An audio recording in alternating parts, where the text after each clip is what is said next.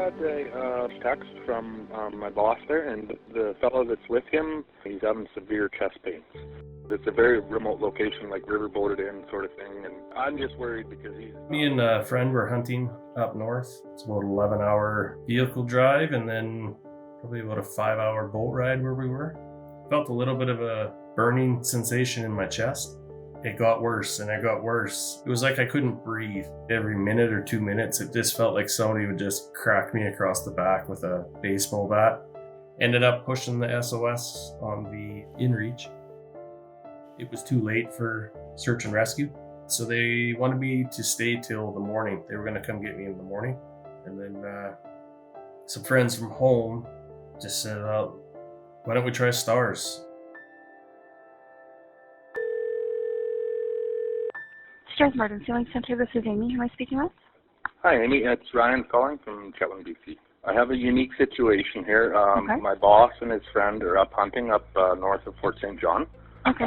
They have InReaches with them. My boss has just texted me the guy that he's with is having severe chest pains. They are in a remote location. He is unsure if a helicopter can land there. Okay. There's a gravel bar there. They're right on the river.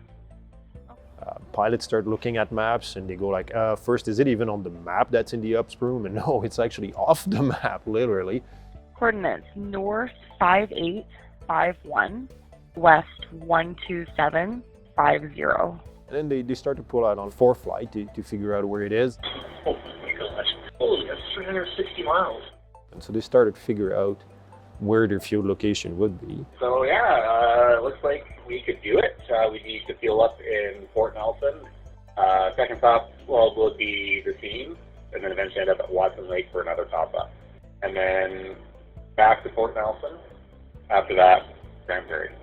911 through BC had reached out to RCMP, who was unable to access him. They had also reached out to some industry helicopter companies. Because of the time of night and the fact that they were unable to fly at night, they wouldn't be able to reach him. And they would have been basic care. They wouldn't have been doing any kind of advanced medical treatment. It'd be just to pull him out of there. So the only people that could go there, airborne by helicopters, would be either the DND, that they are in Comox, or us.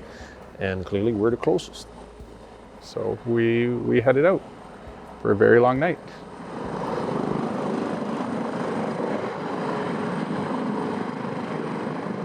Flying that far, they got out of a quote-unquote box for the synthetic vision system. They ran out of data. They were outside of it. So hey, no more synthetic vision system on the aircraft. Well, I guess we revert to the good old Mark 1 eyeball through the NVG.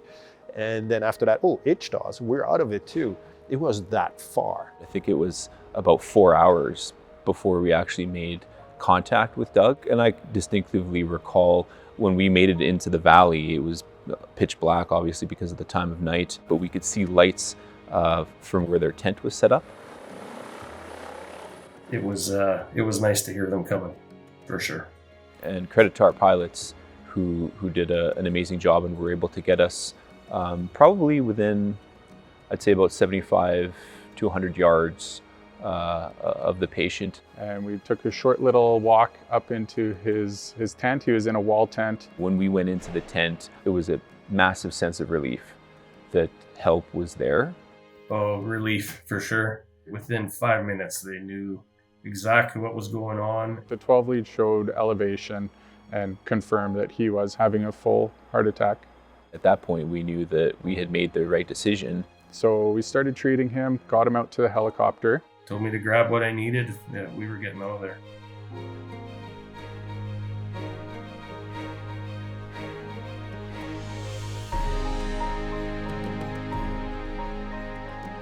So we had to go north to refuel before we were able to get back to Fort Nelson, again, to refuel.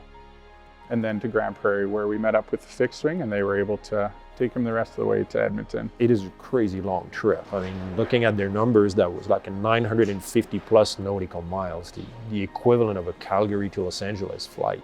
It's an incredible feat that they actually managed to realize that night.